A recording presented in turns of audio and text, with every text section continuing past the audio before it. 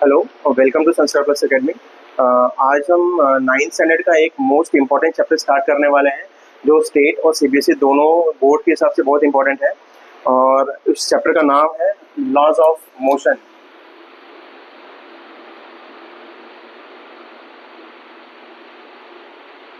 Name of chapter is laws of motion.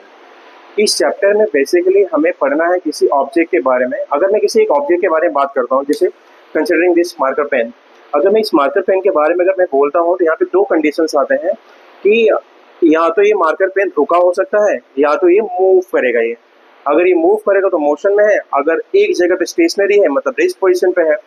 तो हमको यहाँ पे पढ़ना है किसी पर्टिकुलर ऑब्जेक्ट के बारे में। और इफ अभी ऑब्जेक्ट के पास दो कंडीशंस क्रिएट होते हैं। ऑब्जेक्ट का दो कंडीशन हो सकता है, या तो ये मोशन में रहेगा या तो ये रेस्ट पे रहेगा।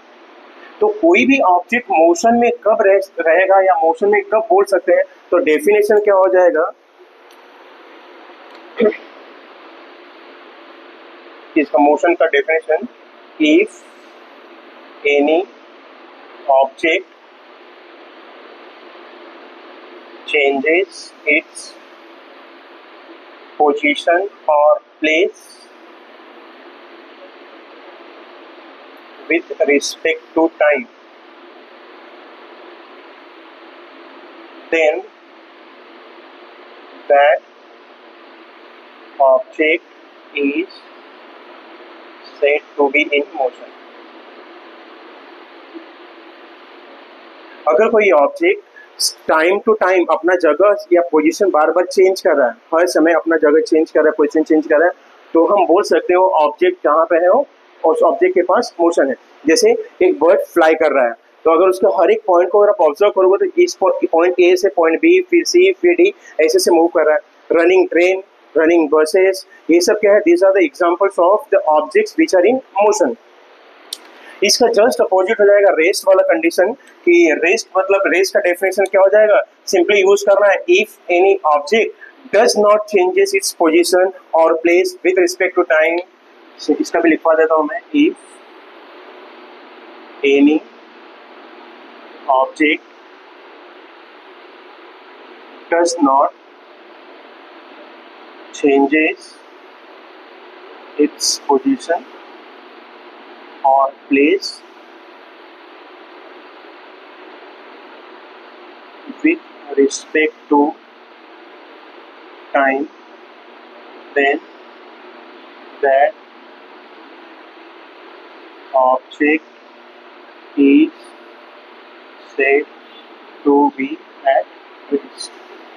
अगर कोई ऑब्जेक्ट अपना जगह टाइम के हिसाब से चेंज नहीं कर रहा है, it remains at only one position, first position पे जैसा है वैसे का वैसे ही रह गया, उस ऑब्जेक्ट को बोलेंगे हम रेस्ट पोजीशन पे। जैसे अगर मैं बात करूं, मैं यहाँ पे अगर खड़ा हूं, मैं तो मैं यहाँ पे खड़ा हूँ रेस्ट पोजीशन पे, लेकिन इफ आई स्टार्ट मूविंग, अगर मैं लेफ्ट या राइट या फ्रंट या फॉरवर्ड अगर मूव कर रहा हूँ तो मैं मोशन में हूँ मैं। अब इस दो कंडीशन के हिसाब से इस बेसिक मोशन हमको इसके बारे में नहीं पढ़ना है, इसके बारे में आपको नेक्स्ट स्टैंडर्ड में पढ़ना रहेगा। हमको यहाँ पे पढ़ना है ओनली अबाउट द मोशन।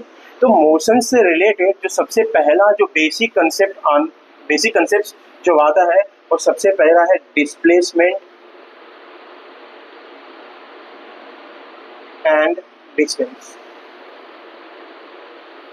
सबसे फर्स्ट कंसेप्ट ये है डिस्प्लेसमेंट एंड डिस्टेंस का। इसको मैं आपको एक एग्जांपल से समझाने का ट्राई करता हूं मैं, कि consider a point A, point B and a point C. अब तीन पॉइंट लो and join these two points, B से सी, ए को बी से ज्वाइन कर दो और सी को ए से सी को ज्वाइन कर दो। ये बन गया राइट एंगल ट्रायंगल। कंसिडर करो ना, यहाँ पे दो लोग रह रहे हैं,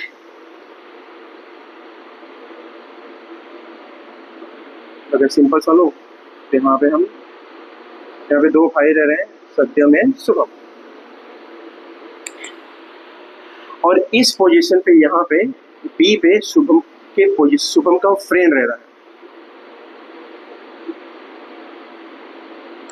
और ये इनका स्कूल है। हमने 3 पॉइंट दिखाया। लेट्स सी पॉइंट पे सत्यम एंड शुभम दो भाई है, इनका घर है। और पॉइंट बी पे शुभम का कोई फ्रेंड रहता है और इन तीनों का स्कूल पॉइंट ए पे है। मैं इसको टेबल से समझाने का ट्राई करता हूँ।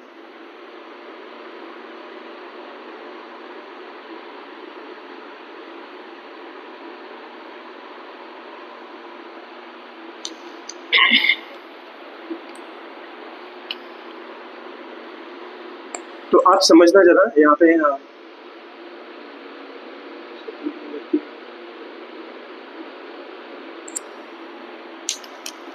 इसमें से अगर हम डिस्टेंस का बात करें तो लेट्स अज्यूम ये डिस्टेंस है 4 किलोमीटर, ये डिस्टेंस है 3 किलोमीटर और ये डिस्टेंस है 5 किलोमीटर।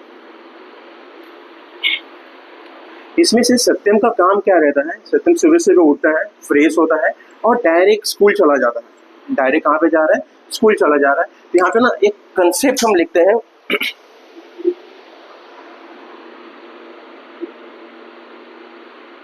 डिस्टेंस और डिस्प्लेसमेंट। तो थोड़ा सा और इसके हिसाब से जरा ये समझने का ट्राई करना, पहले इनका डेफिनेशन लिख लेते हैं। तो अगर हम डेफिनेशन लिखें डिस्प्लेसमेंट का, तो डिस्प्लेसमेंट का जो डेफिनेशन होता है वो होता है shortest path between starting and finishing point is called displacement। Starting और फिनिशिंग पॉइंट के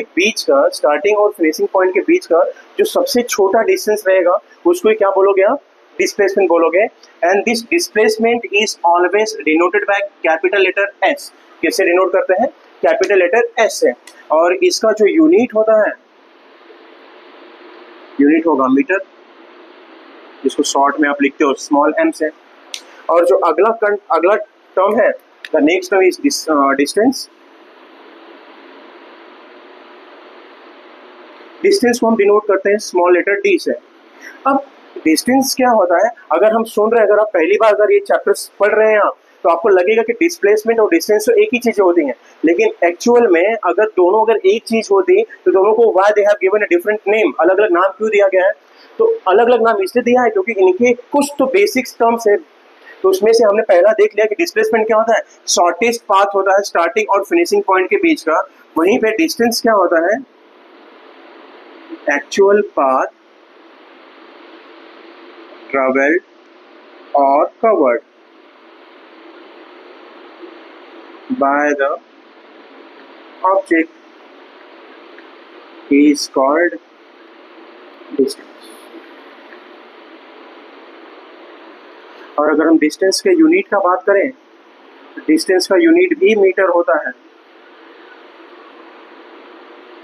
डिस्टेंस का यूनिट भी मीटर होता है। लेकिन इसमें से एक छोटा सा एक कंसेप्ट आता है जो डिस्प्लेसमेंट है।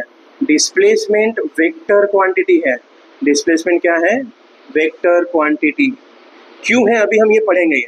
और जो डिस्टेंस है, distance is a scalar quantity. Distance क्या है?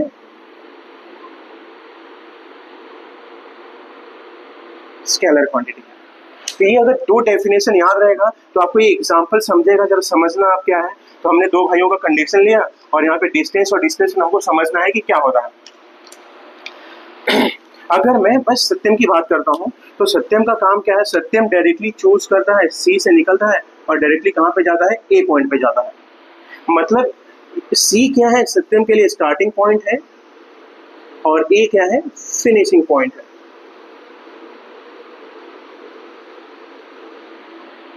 तो अगर हम सत्यम के कंडीशंस के हिसाब से बात करें तो डिस्टेंस क्या होता है कि एक्चुअल कितना पाथ ट्रेवल किया गया है। अगर कोई ऐसे जाके ऐसे जा रहा है तो पूरा उसका पाथ कवर करेंगे, एक्चुअली में कितना ट्रेवल किया है। तो अगर सत्यम का बात करेंगे तो Satyam travels from C point to A point, बस इतना डिस्टेंस ही ट्रेवल कर रहा है। तो मतलब क्या, इसका डिस्टेंस कितना आ गया? 5 किलोमीटर। वहीं पे अगर शुभम का बात करते हैं तो ये इसका काम क्या है कि पहले वो सी से निकलता है, पहले अपने फ्रेंड के घर पे जाएगा, पहले अपने फ्रेंड के घर पे जाएगा, फ्रेंड के घर पे जाने के बाद फिर कहाँ जाते हैं ये लोग, स्कूल जाते हैं, फिर पॉइंट ए पे जाएगा। अगर हम इस कंडीशन के हिसाब से देखें तो शुभम के लिए भी स्टार्टिंग पॉइंट क्या हो गया, सी, और फिनिशिंग पॉइंट ए हो गया। दोनों के कंडीशन में स्टार्टिंग और फिनिशिंग पॉइंट सेम है, लेकिन पाथ ये डायरेक्ट सी से ए पे जा रहा है और ये कहाँ से सी पे बी और बी से फिर कहाँ पे जा रहा है, ए पे जा रहा है। तो अगर शुभम के लिए अगर हम डिस्टेंस का कंडीशन देखते हैं तो पहले कहाँ पे जा रहा है, सी से बी पे जा रहा है, सी से बी पे कितना 3 किलोमीटर और बी से ए पे कितना है 4 किलोमीटर, 3 + 4 कितना हो जाएगा 7 किलोमीटर, सॉरी यहाँ 7 किलोमीटर। तो दोनों के लिए डिस्टेंस अलग अलग टर्म है, समझ रहा है कि आपको दोनों के लिए डिस्टेंस क्या हो गया, अलग अलग टर्म हो गया, because both of them have chose a different path, दोनों ने अलग अलग पाथ सेलेक्ट किया था। लेकिन अगर हम डिस्प्लेसमेंट का बात करें, डिस्प्लेसमेंट का बात करें तो दोनों के लिए स्टार्टिंग पॉइंट और फिनिशिंग पॉइंट क्या था, सेम था। दोनों के लिए स्टार्टिंग पॉइंट और फिनिशिंग पॉइंट क्या था, सेम था। और हमने पढ़ा है कि डिस्प्लेसमेंट क्या होता है, shortest path between starting and finishing point. तो शॉर्टेस्ट पाथ यही है ना, सत्यम के लिए तो वही हो जाएगा, सत्यम के लिए भी शॉर्टेस्ट पाथ, क्योंकि वो तो सी से ए पे ही जा रहा है, तो इसका डिस्प्लेसमेंट कितना हो जाएगा 5 किलोमीटर का। लेकिन अगर हम शुभम का बात करें, शुभम सी से बी, बी से ए पे जा रहा है, लेकिन सी से ए पे स्टार्टिंग और फिनिशिंग पॉइंट के बीच का शुभम के लिए सबसे छोटा डिस्टेंस क्या हो जाएगा, सी से ए, तो इसका जो डिस्प्लेसमेंट क्या हो जाएगा 5 किलोमीटर का। तो ये कंसेप्ट है, ये डिफरेंस होता है डिस्प्लेसमेंट और डिस्टेंस का, कि डिस्टेंस डिपेंड करेगा कि आपने क्या पाथ सेलेक्ट किया है, चाहे आप सी से ए पे गए हैं या सी से बी या बी से ए पे गए हैं। लेकिन डिस्प्लेसमेंट क्या करेगा, डिस्प्लेसमेंट पर डिपेंड करता है starting point and finishing point, starting point and finishing point. ये बेसिक सा कंसेप्ट होता है डिस्प्लेसमेंट और डिस्टेंस का। Depending upon these two definitions, the another term is going to arise. The next concept is about to start, velocity and speed. जो next topic है वो होता है वेलोसिटी एंड स्पीड का।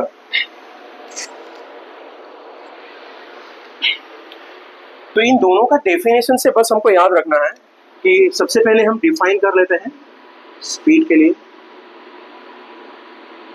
कि स्पीड क्या होता है। तो स्पीड हमेशा आप याद रखना, speed is related to the distance. Speed किससे रिलेटेड रहेगा, डिस्टेंस से रिलेट करता है, और वेलोसिटी जो है वो रिलेट करता है डिस्प्लेसमेंट से।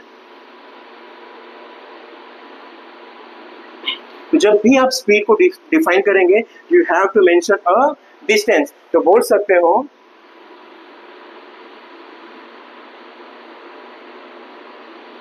ऐसा बोल सकते, द डिस्टेंस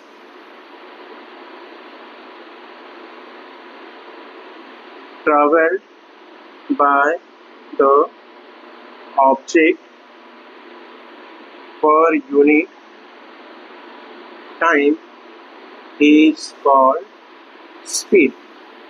कोई भी ऑब्जेक्ट कितना डिस्टेंस कवर कर रहा है पर यूनिट टाइम में, उसी को क्या बोलोगे आप, स्पीड। और स्पीड का जो डेफिनेशन फॉर्मूला जो जाएगा, speed is equal to distance upon time होता है। Therefore speed is equal to बन जाएगा d/t। अगर स्पीड का फॉर्मूला अगर आ गया तो हम लिख सकते हैं यूनिट, इसका यूनिट हो जाएगा मीटर पर सेकेंड। डिस्टेंस का यूनिट मीटर होता है और टाइम का यूनिट होता है सेकेंड, और इसी को हम शॉर्ट में लिखते हैं मीटर अपॉन सेकेंड्स। तो ये हो गया स्पीड के लिए। फिर से जो स्पीड वाला टर्म है, हमने देखा कि डिस्टेंस क्या होता है, जो डिस्टेंस होता है स्केलर क्वांटिटी, और हमने पढ़ा है स्केलर क्या होता है, विच हैज ओनली मैग्नीट्यूड। एक ऐसा क्वांटिटी जिसके पास बस क्या रहे, मैग्नीट्यूड रहे। लेकिन वेक्टर क्वांटिटी क्या होता है, वेक्टर के पास मैग्नीट्यूड तो रहेगा ही प्लस डायरेक्शन भी रहेगा। तो एक ऐसा क्वांटिटी जिसके पास मैग्नीट्यूड है और डायरेक्शन है उसको आप बोलोगे वेक्टर क्वांटिटी। लेकिन जिसके पास ओनली मैग्नीट्यूड है लेकिन डायरेक्शन नहीं है उसको आप बोलोगे स्केलर क्वांटिटी। अगर स्केलर और वेक्टर को अगर आपको एग्जांपल से समझना है, जैसे मैं बोलूंगा कि मैंने एक कार को देखा, वो 50 किलोमीटर की स्पीड से चल रही थी, 50 किलोमीटर की स्पीड से चल रही थी। अब 50 किलोमीटर की स्पीड से चल रही थी, मैं तो मैग्नीट्यूड बताया हूँ यहाँ पे, लेकिन डायरेक्शन मैंने मेंशन किया क्या? डायरेक्शन नहीं मैंने मेंशन किया। डायरेक्शन मेंशन नहीं किया मतलब क्या है, वहां पे बस मैग्नीट्यूड है। मतलब कौन सा क्वांटिटी बता रहा हूँ मैं? Scalar quantity. मतलब मैं बात कर रहा हूँ किसके बारे में? स्पीड के बारे में बात कर रहा हूँ मैं। तो जो स्पीड रहेगा, स्पीड आपका होता है स्केलर क्वांटिटी। स्पीड क्या होता है? Scalar quantity. लेकिन अगर मैं यहीं पे बोल दूं कि मैंने एक और कार देखा जो 60 किलोमीटर पर आवर की स्पीड से ट्रेवल कर रही थी और टुवर्ड नॉर्थ ट्रेवल कर रही थी, नॉर्थ के डायरेक्शन में गई, या मेरा रेल लेफ्ट से राइट में गई या राइट से लेफ्ट में गई, मतलब मैं डायरेक्शन यहाँ पे मेंशन कर रहा हूँ मैं। तो जब भी मैं कोई डायरेक्शन मेंशन करूंगा, मतलब मैं बात कर रहा हूँ किसके बारे में? मैं वेलोसिटी के बारे में बात कर रहा हूँ। तो हम वेलोसिटी का भी डेफिनेशन देख लेते हैं।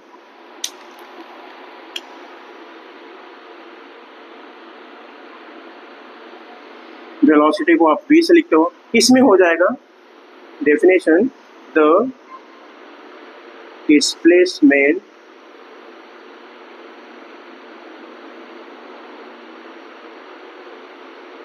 occurs in object per unit time is called velocity।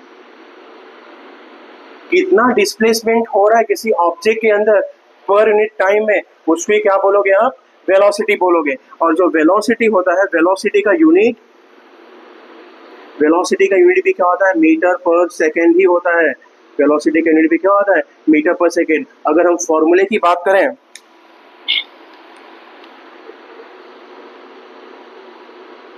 अगर मैं वेलोसिटी के फॉर्मूले की बात करूंगा तो होता है डिस्प्लेसमेंट अपॉन टाइम। हमने पढ़ा S फॉर डिस्प्लेसमेंट होता है और T फॉर टाइम होता है। तो अभी तक हमने इस टॉपिक में पार्ट 1 की वीडियो लेक्चर 1 में हमने बस डिस्प्लेसमेंट, डिस्टेंस, स्पीड और वेलोसिटी के बारे में पढ़ा है। हम नेक्स्ट वीडियो में आगे के कंसेप्ट क्लियर करेंगे। Thank you.